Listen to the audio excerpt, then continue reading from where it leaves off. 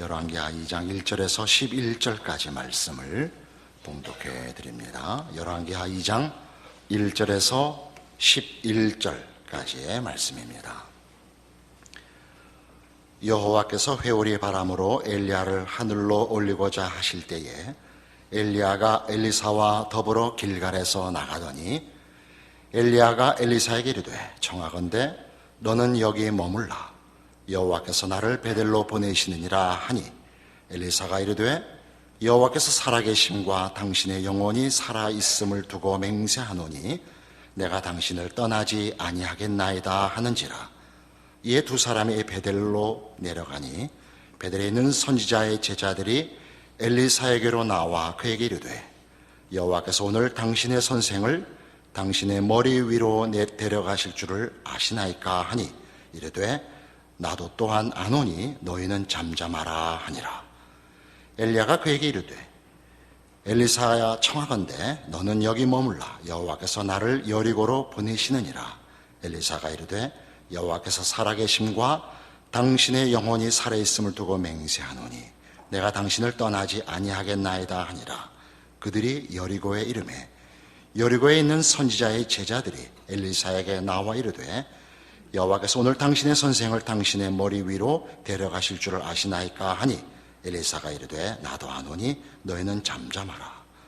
엘리야가 또 엘리사에게 이르되 청하건대 너는 여기 머물라. 여호와께서 나를 요단으로 보내시느니라 하니 그가 이르되 여호와께서 살아계심과 당신의 영혼이 살아있음을 두고 맹세하노니 내가 당신을 떠나지 아니하겠나이다 하는지라. 이에 두 사람이 가니라. 선지자의 제자 50명이 가서 멀리 서서 바라보매 그 두 사람이 요단가에 서 있더니 엘리야가 겉옷을 가지고 말아 물을 치매 물이 이리저리 갈라지고 두 사람이 마른 땅 위로 건너더라. 건너매 엘리야가 엘리사에게 이르되 나를 내게서 데려감을 당하기 전에 내가 내게 어떻게 할지를 구하라. 엘리사가 이르되 당신의 성령이 하시는 역사가 갑절이나 내게 있게 하소서 하는지라. 이르되 내가 어려운 일을 구하는도다. 그러나 나를 내게서 데려가시는 것을 내가 보면 그 일이 내게 이루어지려니와 그렇지 아니하면 이루어지지 아니하리라 하고 두 사람이 길을 가며 말하더니 불수레와 불말들이 두 사람을 갈라놓고 엘리야가 회오리 바람으로 하늘로 올라가더라. 오늘 본문에서 이제 엘리야는 그 생애를 마치고 승천하게 됩니다. 엘리사가 그의 사역을 이어받는 장면도 함께 등장합니다. 엘리야의 생애는 크게 갈멜산 전투라는 큰 사건과 이 승천이라는 마지막 모습 때문에 이렇게 말하는 건 조금 과한 표현일지 모르지만 너무 과장되게 이해되고 있습니다. 엘리야의 생애는 물론 참으로 중요하고 의미심장하고 귀한 사역이지만 우리가 그에 대해서 이해하는 것은 성경이 취급하는 동일한 뜻에서 엘리야를 높게 평가하는 것이 아니라 보다 세상적인 관점에서 좀 잘못되게 높게 평가하는 것 같습니다. 생각해보면 엘리야는 처음 등장할 때부터 이스라엘의 가뭄을 예고하고 그릿 시냇가에 머물다가 그 시내가 말라서 사르밧 과부의 집에 보내지고 이제 거기서 그 다음에 갈멜산 전투라는 큰 전투를 이루어 승리를 얻어내지만 또 이세벨에게 쫓겨 호렙산까지 피난을 가고 하나님 앞에 불만을 토로하고 다시 보냄을 받아 엘리사를 후계자로 세우고 자기를 잡으러 오는 병사들을 불을 명하여 태워 죽이고 그리고 이제 승천하는 것입니다. 어떤 면에서 보자면 엘리야는 자신의 생애와 사명에 만족하지 못하는 것 같이 보입니다. 그가 갈멜산 전투의 승리 이후에 그의 기대와 다른 현실로 인하여 이세벨의 위협을 받고 도망을 할 때에 로뎀 나무 밑에 누워서 이제 전투 못하겠습니다. 죽여주십시오 라고 그 비명을 질렀던 사건을 기억하실 것입니다.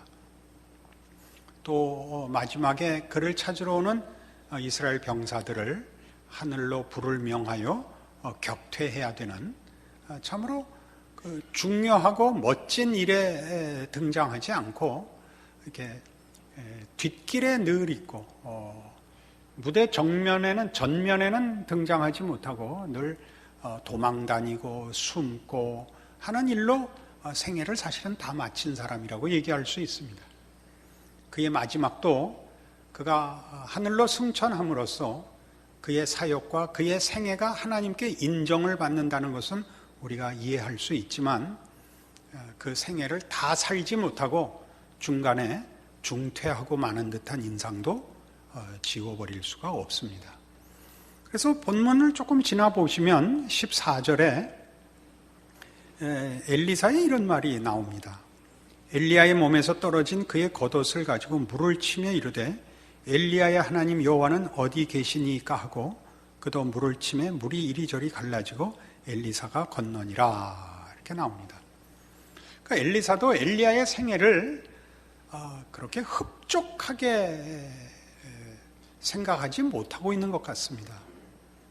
엘리야의 생애가 하나님의 종의 생애라는 것은 그가 알고 있지만 하나님의 종으로 사는 생애가 뭐 이런가, 그리고 그 후임이 되는 것이 그렇게 큰 자부심에 차 있는 것 같지 않습니다. 그러니까 이 14절의 말씀은 그가 하나님이 정말 나를 그의 종으로 부르시는 게 맞는지, 하나님이 함께 하실 것인지 묻는 것 같은 인상을 훨씬 강하게 풍깁니다. 이런 문제들은 결단코 엘리야와 엘리사의 사역을 우리가 낮추어 보거나 평가절하하자는 뜻은 결코 없습니다.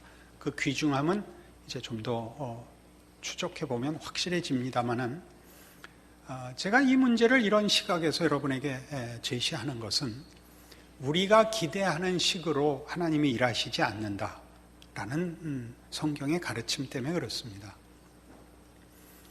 하나님의 종으로 살고 하나님의 사람으로 산다고 해서 그의 생애가 평안하거나 만족스럽거나 또는 그러기 위하여 현실을 우리가 요구하는 대로 변화시킬 수 있다고 믿는 것은 성경은 약속하고 있지 않다 하는 사실에 우리의 초점을 맞추어야 합니다. 우리는 모두 사실은 엘리야 같은 인생을 살고 엘리사 같은 그 믿음의 후손들일 것입니다. 그 말은 우리의 인생이 고단하다는 것을 각오해야 된다 하는 가르침입니다. 엘리야의 생애가 아무리 위대하고 아무리 큰 족적들을 남겼다 할지라도 그의 생애가 지금 이 마지막 이 승천의 장면에서까지도 세상 사람들 앞에서 그의 영광을 드러내지 못하고 아무도 없는 곳에서 엘리사와 그들의 이제 추종자가 되는 선지 생도들 앞에서 비밀스럽게 감추어져서 일어나고 있다는 것 기억해야 합니다. 신자된 자의 영광과 그 힘이 보이는 것으로 잘 나타나지 않으며 보이는 것으로 보상되지 않는다 하는 것을 놓치면 우리는 우리의 생애를, 신자된 생애를 성경이 요구하고 성경이 평가하는 대로 확인할 수 없게 됩니다. 그러면 엘리야의 생애를 살고 엘리사의 생애를 살지만 본인 자신에게 불만스러울 수 있습니다. 오늘은 그 문제를 분명하게 이 말씀을 통해서 확인해 보려고 하는 것입니다. 데살로니가 전서 1장에 가보십시다. 신약 성경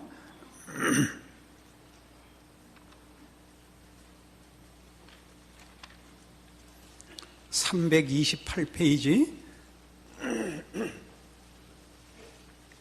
데살로니가 전서 1장 2절입니다.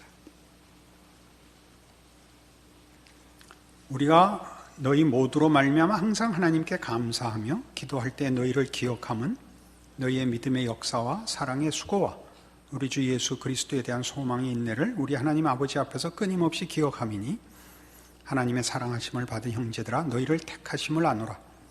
이는 우리 복음이 너희에게 말로만 이른 것이 아니라 또한 능력과 성령과 큰 확신으로 된 것임이라. 우리가 너희 가운데서 너희를 위해 어떤 사람이 된 것은 너희가 아는 바와 같으니라. 사도 바울이 데살로니가 교회 교인들에게 쓴 편지입니다. 그 인사말 부분이죠. 너희는 하나님의 택하심을 받은 자들이라. 너희가 복음을 믿을 때 말로만 믿은 것이 아니고 큰 능력과 확신 속에서 믿은 것을 우리가 안다. 그렇게 얘기하고 있습니다. 이 부분은 우리 모두가 우리가 사는 이 시대 속에서 얼마든지 본 사건입니다.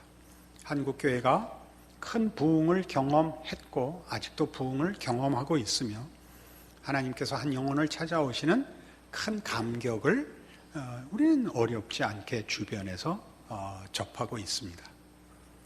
그러나 이 문제는 우리가 조금 더 조심해서 이것이 능력에 관한 것이라 하는 보다 큰 설명 속에 있는 것임을 기억해야 합니다. 확신과 기쁨은 하나님의 큰 능력 속에 있는 것입니다.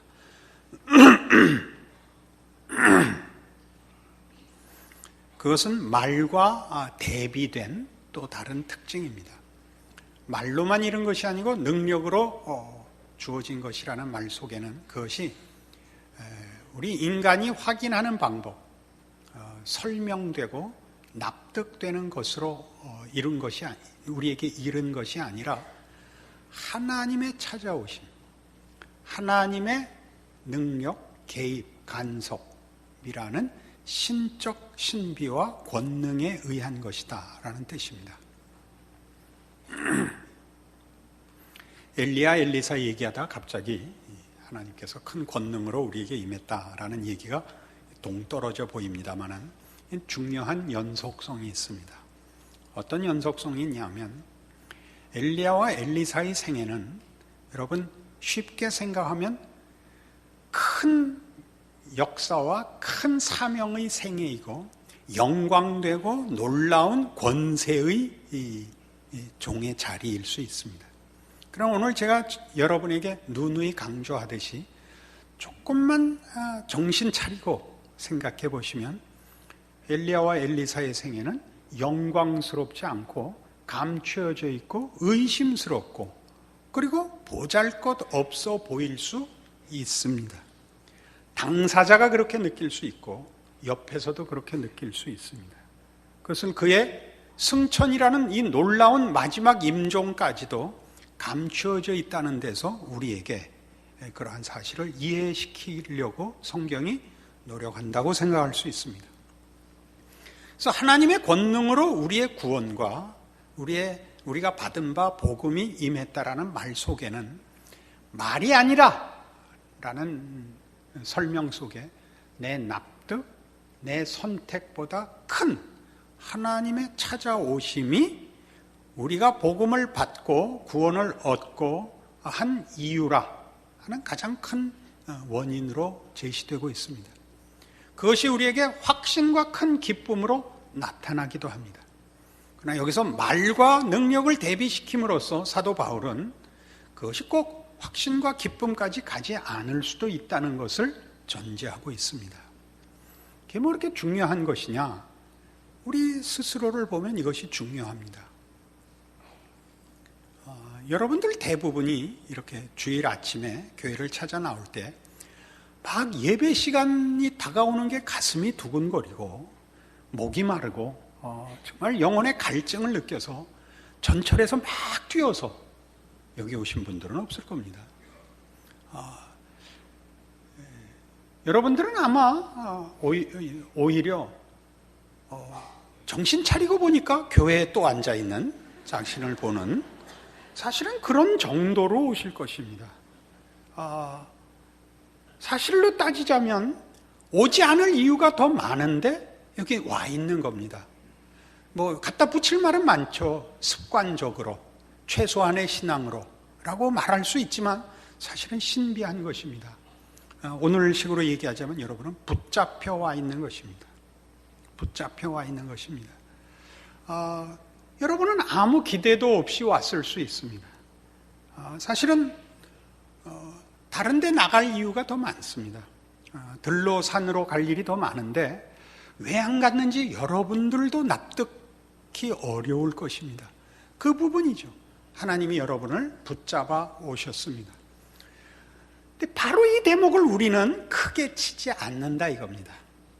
그것이 내가 납득이 되고 내 마음에 확신과 기쁨이 차 있으면 그 능력이 여러분에게 만족스럽고, 여러분이 확신과 기쁨으로 차 있지 않으면 하나님이 붙들어 왔지만 여러분은 불안해하고 의심하고 불만스러워할 수 있다 이겁니다. 엘리야와 엘리사는 정말 중요하고 훌륭한 하나님의 종입니다. 그러나 그 당사자들이 그 훌륭함을 불만스럽게 생각했을 수 있고, 우리가 보기에도 세상적인 눈으로 보면 그들은 위대한 생애를 산 것으로 보여지지 않는다 그겁니다. 늘 쫓겨다니고 숨어 다니고 기껏 뭐 한 건 해봤자 대접도 못 받고 그러다 그냥 중퇴하고 말고, 이거 승천을 자꾸 중퇴라 그래서 죄송한데 사실이 그래서 그렇습니다. 그러니까 이 문제가 얼마나 교묘하게 우리와 연결되어 있는지 이제 대강 눈치채시겠죠.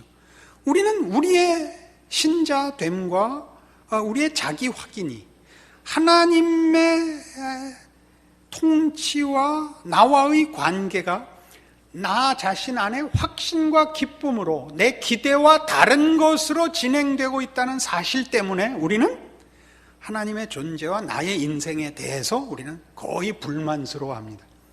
엘리야의 불평과 다를 것이 없습니다. 그래서 지금 둘의 연속성을 따지는 것입니다. 고린도전서 2장에 가보십시다.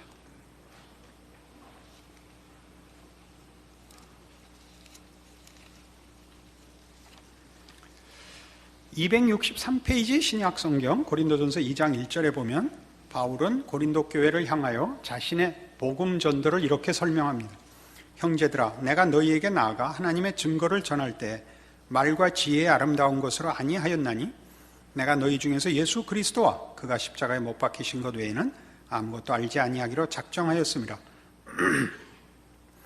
내가 너희 가운데 거할 때 약하고 두려워하고 심히 떨었노라. 내 말과 내 전도함이 설득력 있는 지혜 말로 하지 아니하고 다만 성령의 나타나심과 능력으로 하여 너희 믿음이 사람의 지혜에 있지 아니하고 다만 하나님의 능력에 있게 하려 하였노라. 묘한 말을 합니다. 이 말의 핵심은 이겁니다. 너희가 똑똑해서 내 말 알아듣고 예수 믿게 된 것 아니다, 이 말을 하는 거죠. 내가 너희에게 나아가서 복음을 전할 때 너희들의 똑똑함을 조건으로 삼고 하지 않았다. 하나님이 찾아가시겠다고 해서 내가 갔다.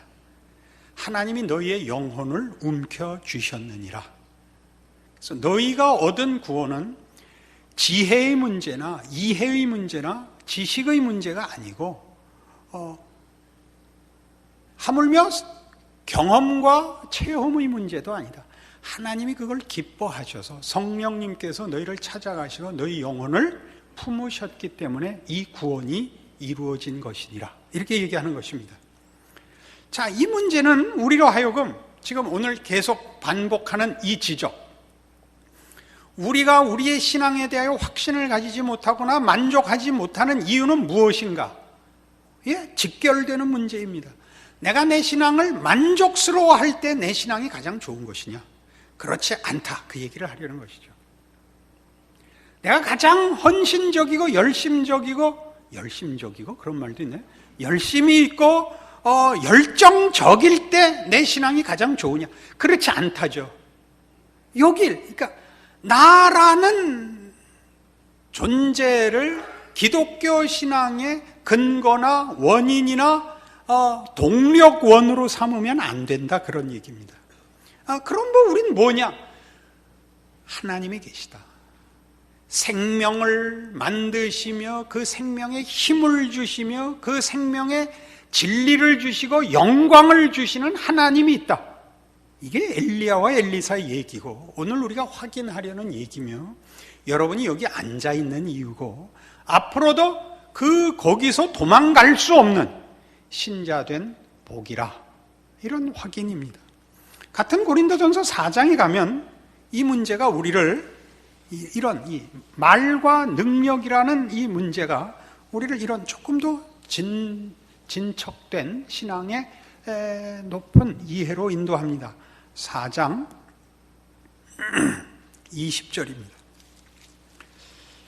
하나님의 나라는 말에 있지 아니하고 오직 능력에 있음이라 그럽니다. 하나님의 나라는 말에 있지 않고 능력에 있다. 이제 고린도 교회 교인들이 자기네가 똑똑해서 예수 믿고 구원 얻었고, 그리고 자기네들이 믿는 바가 무엇이다 라는 걸 이제 설명을 해대니까 하는 얘기입니다. 예수를 믿는다는 것은 설명하는 게 실력이 아니라 하나님의 자녀다워야 되는 것이다. 이 얘기를 하나님의 나라는 말에 있지 않고 능력에 있다고 얘기합니다.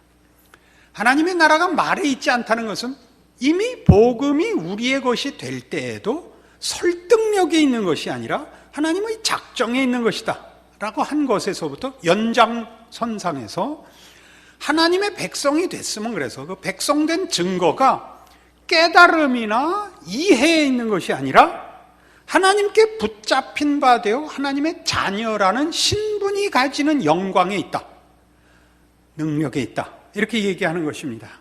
아직 좀 설명이 여러분에게 선뜻 확인되지 않을 텐데, 이제 갈라디아서 5장에 가면 지금 말씀드린 이 내용이 분명해집니다.